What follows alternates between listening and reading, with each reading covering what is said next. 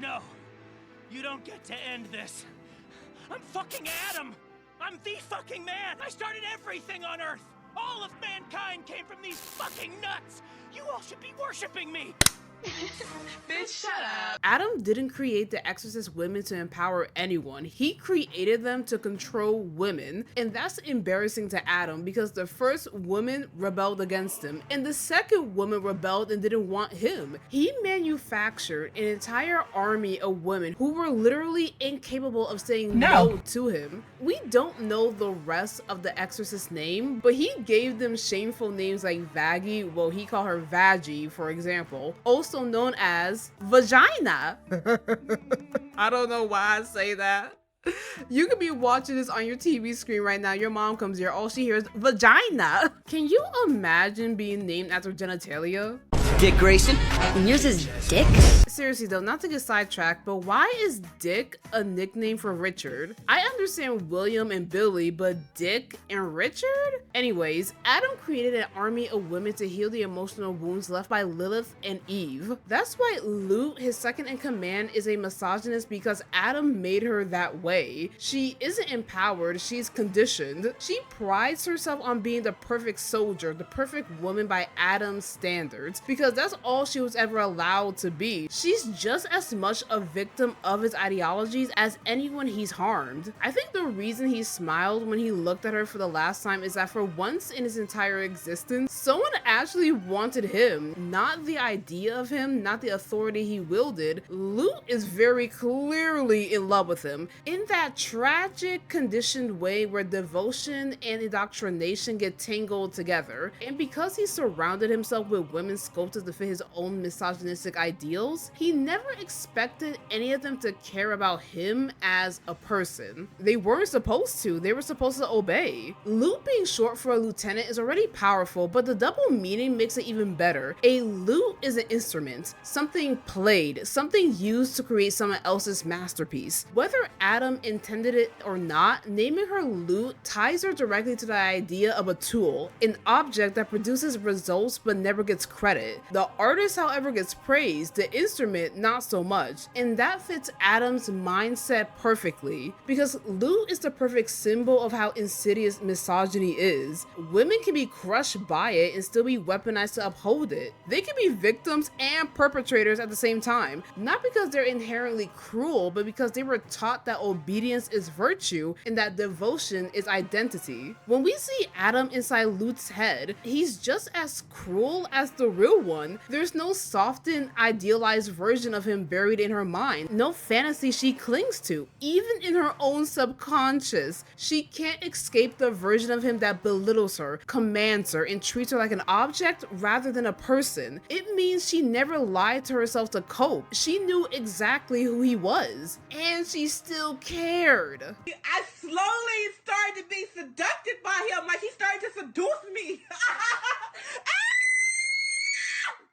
And now he's literally all I ever think about. Like, through Vaggie, and especially through her flashbacks, we get a brutal look at what life as an exorcist really is. Carmilla had to give Vaggie a quick reality check by reminding her just how vicious and unforgiving the angelic army can be. And Vaggie immediately spirals into PTSD level war memories. From the beginning, the show establishes that the exorcists are an all-female army serving under one man, Adam. I know, I fucking rock. And that context matters because Adam's misogyny isn't subtle or vague. It's rooted in the resentment he carries from Lilith rejecting him and Eve choosing knowledge over obedience. And let's be honest, the fact that both of them ended up falling for Lucifer, yeah, Adam was definitely gonna crash out. Imagine being the first man, the only man, and getting rejected twice by women who were literally created with the intention of being your partner.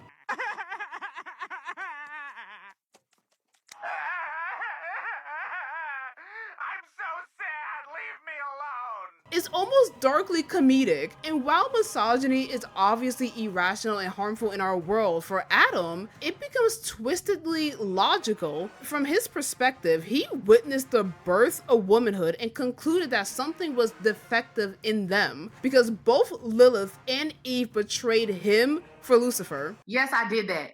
And you would do it too? His anger at Lucifer for bragging about being with Lilith and Eve actually reveals something important. Adam did care for them, maybe even love them, in his own limited, twisted way, and that's where his misogyny functions like a shield. Rather than confront the idea that he was unlovable or that women have free will, he convinced himself that women themselves were the problem, that they were faithless by design. Adam and Lilith were created as equals, but his ego couldn't grasp that equality. To Adam, she was made for him, so her rejecting him, the first man, was fundamentally incomprehensible. That was the original wound, and when God made Eve from Adam's rib, she wasn't an equal in Adam's eyes, she was an extension of him, something that should stay loyal because she was literally crafted from his body.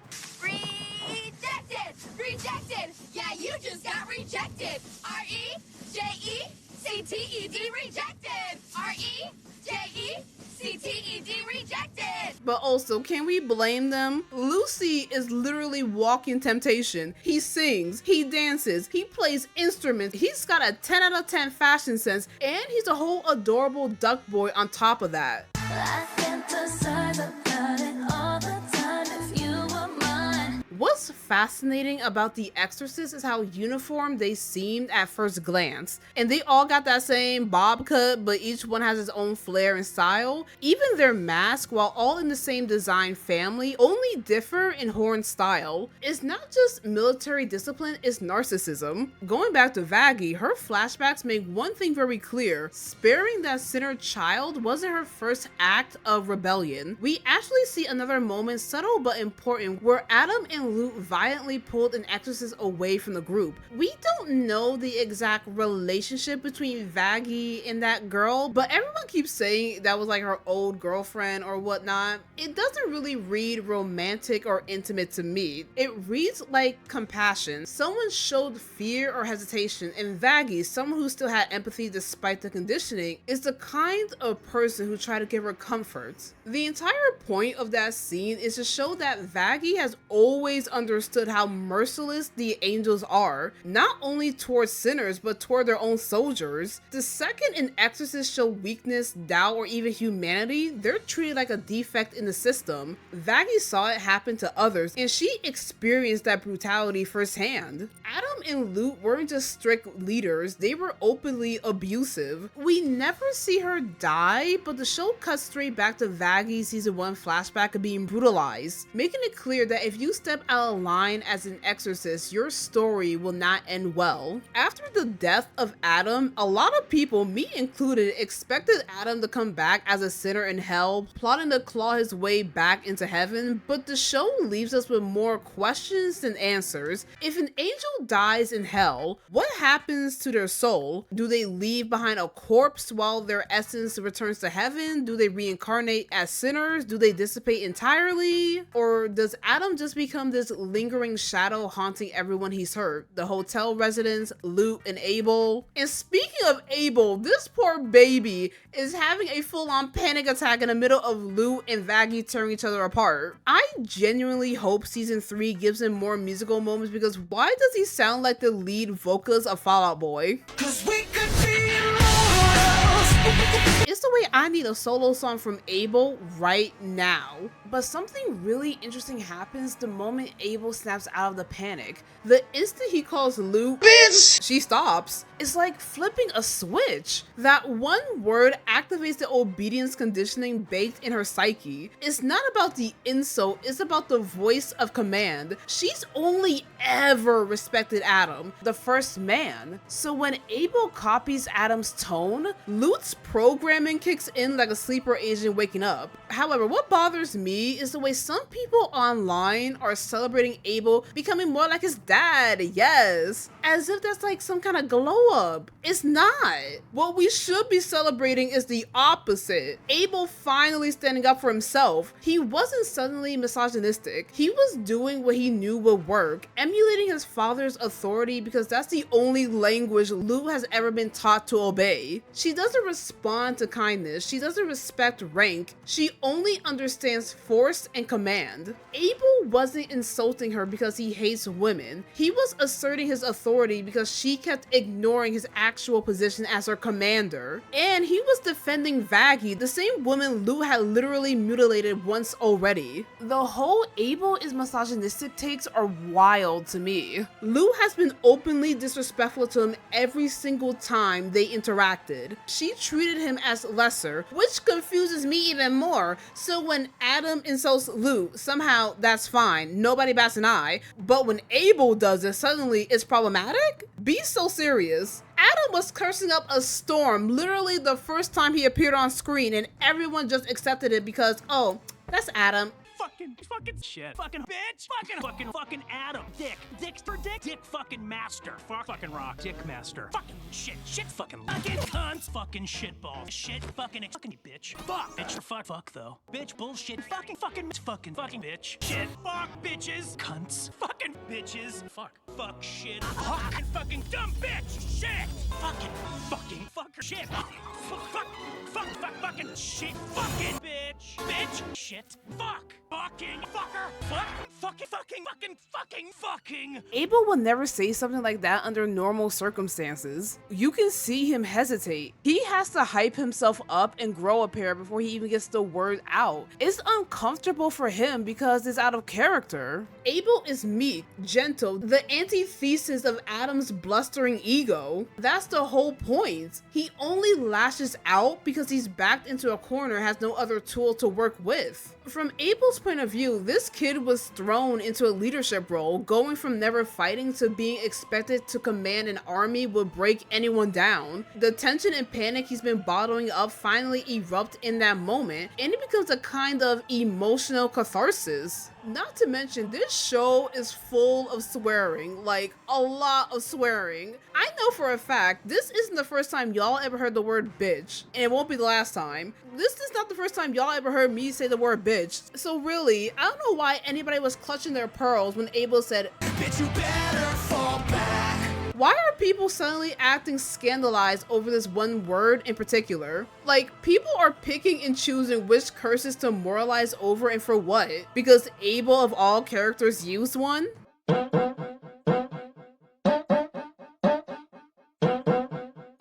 One line from Abel that really stuck with me was, "Too bad that I'm not your braver son." Are we gonna see Cain in season 3? Everyone knows the story of Cain and Abel, whether from the Bible or from years of adaptations in films and TV. Cain almost always ends up killing Abel, or at the very least being the antagonistic sibling. And since Has-Been Hotel leans heavily on biblical figures, Lucifer, Lilith, Eve, and Adam, it wouldn't be surprising if Cain and maybe even Seth showed up eventually. But what makes Abel's line even worse is the relationship behind it. Abel clearly loves his father. Adam does not return that sentiment. Lou even throws it in Abel's face, saying that Adam didn't even like him, and Abel just quietly agrees. Just wanted to say. Shut up, Abel. Adam didn't even fucking like you.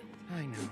When you rewatch the season and really pay attention to Abel's behavior, it's obvious why he doesn't like violence. If his character is inspired by the biblical Abel, then he's literally the first murdered victim in history. No wonder he's gentle, no wonder he's conflict averse. His entire archetype is built on innocence, on being harmed rather than harming. That even ties into his halo. The way it's bent and warped could absolutely be symbolic of that trauma, the mark of being history's first victim. Well, I discussed all my thoughts on The Exorcist along with the messy tangled web of relationships between these characters. Season 3 is diving into the drama that is the the Morningstar family, and we may finally get an explanation as to why Lilith left her husband and daughter on red.